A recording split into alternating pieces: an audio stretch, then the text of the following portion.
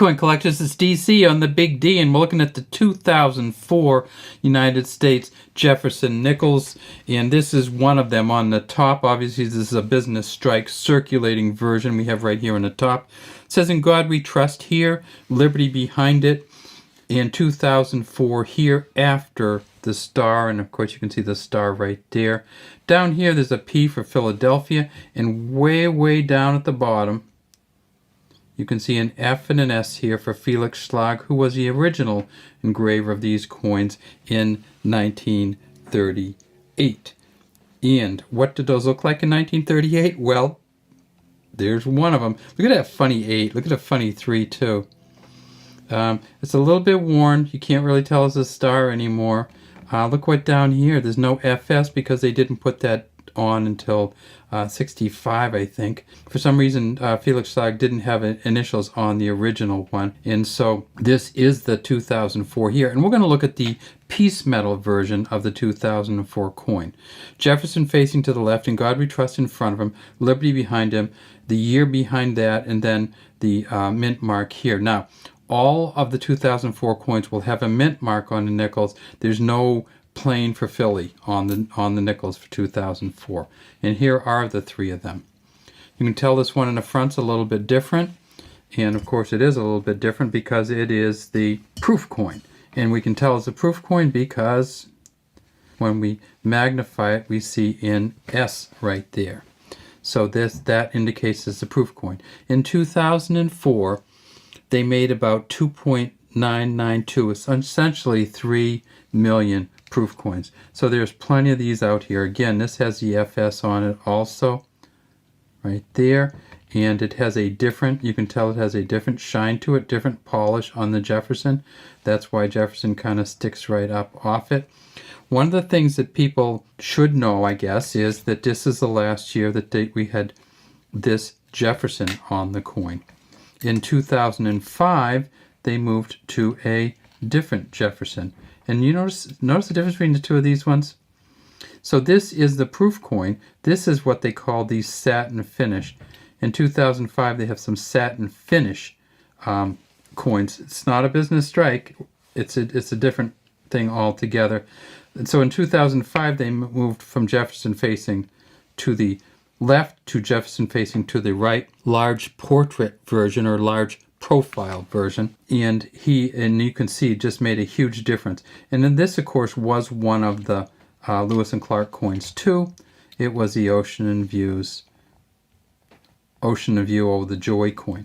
All right, so we've hidden it long enough. What is on the back of these coins? Well, it is the piece metal design, and Jefferson himself, President Jefferson himself, designed this coin so that it could be given to the Native Americans as the Lewis and Clark went across the country. It says United States of America at the top, Louisiana Purchase underneath that, and because Louisiana Purchase got everything from Louisiana all the way up through to the Dakotas and west of that, east and west of that, Jefferson wanted to figure out exactly what lands we had there in the United States after we purchased them from France in 1803. You see these 2 interesting emblems up here. And so on the piece metal, what Jefferson put on there was a tomahawk facing this way, a calumet facing this way, and that's actually a peace pipe. On the left hand here, I don't know if you can see it, is a United States soldier's cuff of his uniform. On the right here is a Native American silver band, and it has an American eagle on it. So essentially what Jefferson was saying was, can the Native Americans in the United States Army or United States government shake hands over this deal to share the West. Of course, we didn't do much sharing, but that was the point of it. Down here you see there's the N-E-N, and that's for Norman E. Nemeth, who was the engraver of the back of these coins. And then way down at the bottom you see it says E pluribus unum and 5 cents. Again, this is quite a different finish when you get to the proof coins. They also made business strike coins, or regular circulating coins, at Denver and at Philadelphia in 2004. At the Denver Mint they made 372 million. At the Philadelphia Mint they made 361.4 million. So, and these will be exactly the same on the back, just a different finish. Now, they did one other thing though in 2004, and that is they put out 2 different nickels. And so not only did they put out the piece metal, but they also put out this one. And let me show you the front and back of this one. So this one here is the second one. It's called the Keelboat version. You can see them on a keelboat going down to probably the Missouri. If we flip it over, we see this is the 2004 also. So this is the 2004.